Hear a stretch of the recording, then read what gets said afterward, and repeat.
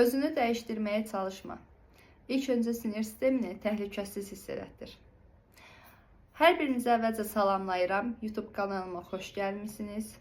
Əgər sən də səhər oyanan zaman özünü yorğun, depressiv və ya üzgün hiss edirsənsə, bu video sənin üçündür. Bəlkə də depressiyada deyilsən. Sadəcə bunun səbəbi sinir sisteminin stres rejimində işləməsidir. Bugün sizinlə sinir sistemimizin həyat keyfiyyətimizə təsirindən və onunla necə daha əlaqə qura biləcəyimizdən danışmaq istəyirəm. Hamımıza məlumdur ki, bədənimizdə, bütün üzvlərimizdə çoxlu sayda sinir ucları mövcuddur. Və biz özümüzü təhlükədə hiss etdiyimiz zaman, narahatlıq hallarında və ya stres hallarında sinir ucları vasitəsilə beynimizə, neyronlarımıza siqnallar ötürülür.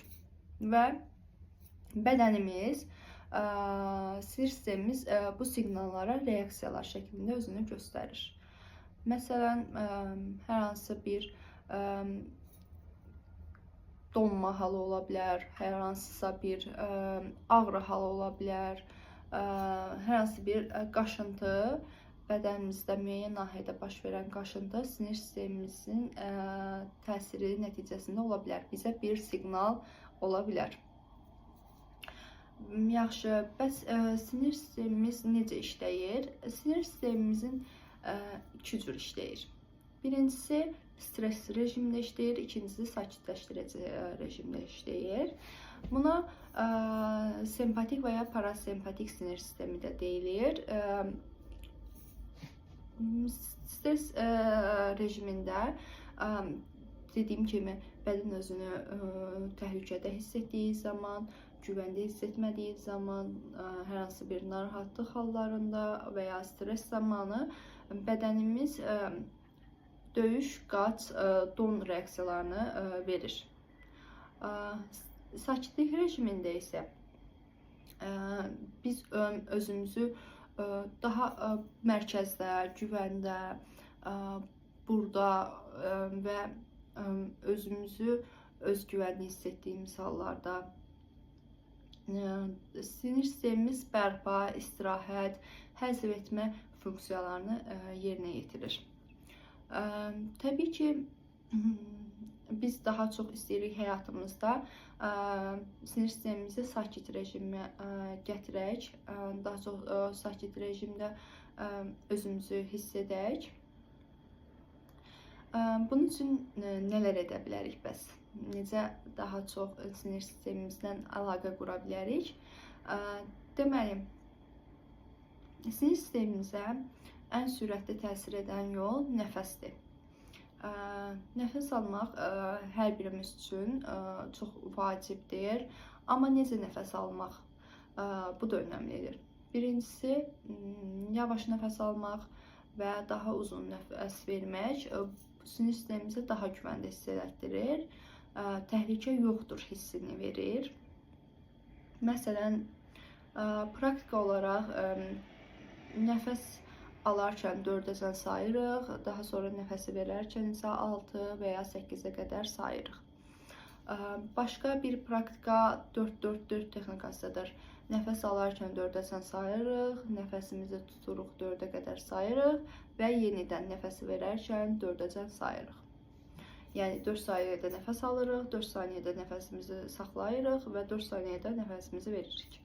Bunu 4, 6, 8 praktikası şəklində də edə bilərik. 4 saniyədə nəfəs alırıq, 6 saniyədə nəfəsimizi saxlayırıq və 8 saniyədə nəfəsimizi veririk. Və yavaş şəkildə nəfəs almağa diqqət edirik. Sinir sistemimizə təsir edən əsas amillərdən biri də yavaşlamaqdır. Yavaş yemək yemək, yavaş danışmaq, yavaş duş almaq. İş həyatımızdan kənarda, iş həyatımızdan başqa nə ediriksə yavaş şəkildə etmək. Bu sinir sistemimizə güvəndə hissini daha çox verir. Məsələn, duş alarkən bütün üzvlərimizi, bədən üzvlərimizi toxunmaq onlara, adını çəkmək, hər birini diqqət etmək, hər birinə analiz etmək, hər birini toxunaraq və onları qəbul etmək, onları təsdiqləmək.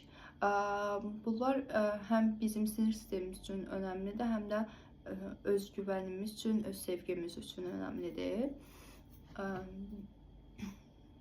Və biz başqalarından gözlədiyimiz diqqəti, sevgini, zamanı özümüzə verməliyik.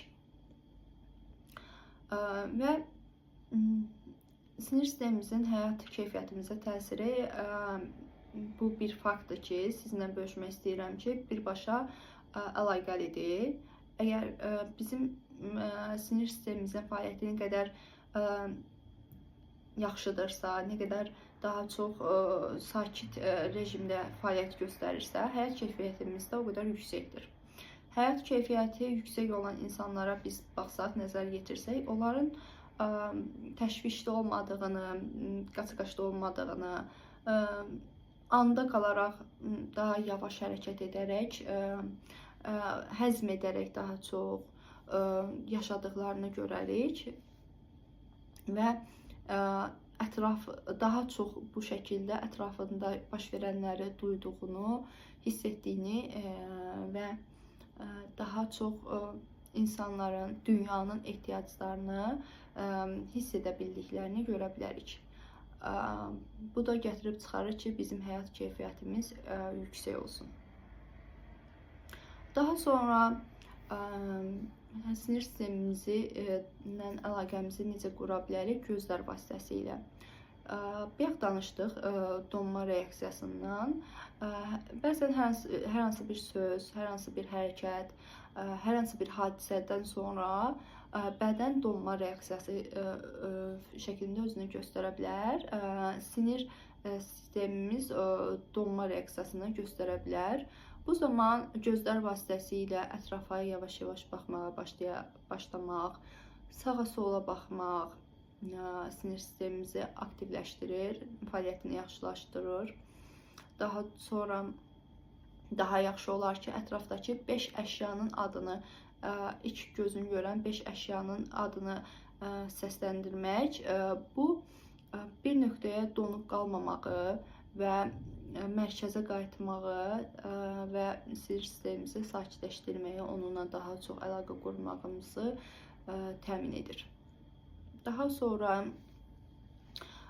bədənlə təmas sinir sistemimizlə əlaqəmizi gücləndirən vasitələrdən biridir. Bədənlə necə təmas yarada bilərik? Buna bədənimizi, özümüzü qucaqlamaq ola bilər, daha sonra bədənimizə toxunmaq ola bilər, daha sonra isti duş ola bilər və bir əlimizi sinəmizin üzərinə qoymaq, bir əlimizi qarnımızın üzərinə qoyub nəfəs almaq ola bilər. İsti duş üçün bir praktika sizə demək istəyirəm.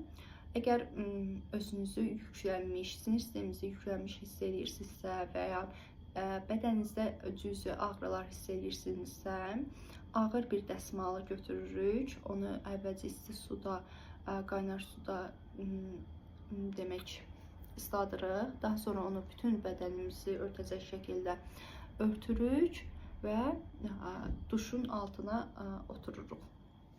Yəni isti su dəsmalın üzərindən bədənimizə axır. Bu dediyim kimi sinir sisteminə yaxşı təsir göstərir. Daha sonra dördüncü bir üsul səs və ritmdir. Bu da buna aiddir. Demək, yavaş, asta səslə musiqi dinləmək, özümüzün yavaş danışmağı, zümzümə etmək, daha sonra dua, meditasiya, mantra və s. Frekans musiqiləri dinləmək bura aiddir. Digər bir üsul bədənimizlə necə daha əlaqə qura bilərik. Buna aiddir biz özümüzə sual vermək. Bədənimiz indi özünü necə hiss edir? Bu hiss bədənimizin harasında daha çox özünü büruzə verir? Yəni bədənimizin harasında bir narahatlıq mı deyim, ya da o hissi daha çox harda hiss edirik? Üçüncü sual isə bu hissi hiss etməyə özümüzə icazə versək nə baş verər? Məsələn, tutalım ki, sual verirəm, bədənim hal-hazırda indi özünü necə hiss edir? Cavab olaraq təşvişli hiss edir. Sual verirəm, bu təşviş hissini bədənimin harasında daha çox hiss edirəm? Harada daha çox hiss edirəm? Məsələn, boğazımda daha çox hiss edirəm. Bəs bu təşviş hissini özümə yaşamağa icazə versəm nə baş verər? İnsanlarla tutalım ki, münasibətimin korlanmağından qorxuram. Bu şəkildə özümüzə suallar verə bilərik. Digər bir üsul isə bədənimizi, sinir sistemimizi sakitləşdirmək üçün digər uzun müddətli təsirini göstərən üsul isə gündəlik vərdişlərdir. Buna aiddir eyni zamanda yatmaq, eyni zamanda qalxmaq, eyni vaxtda qalxmaq, hər gün eyni vaxtda yemək yemək, ya da hər gün eyni vaxtda axşam yeməyi yemək, torpaqlanmaq, torpaqda ayaqyalan gəzmək, daha sonra yavaşlamaq, yavaş danışmaq, yavaş yemək yemək, yavaş hərəkətlər eləmək, daha sonra telefonun gecə işığını azaltmaq, telefonun müddətini gecə azaltmaq. Bunlar sinir sistemimizə təsir edən amillərdir. Ümid edirəm ki, bugünkü videom sizə faydalı olar. Çünki sinir sistemimiz həqiqətən də həyatımızda, həyat keyfiyyətimizin artmasında çox önəmli faktorlardan biridir. Və əgər bu video sənin üçün faydalı oldusa, kanalımı itirməmək üçün və daha çox videodan faydalanmaq üçün məni izləməyi unutma və növbəti videolarda görüşənə qədər.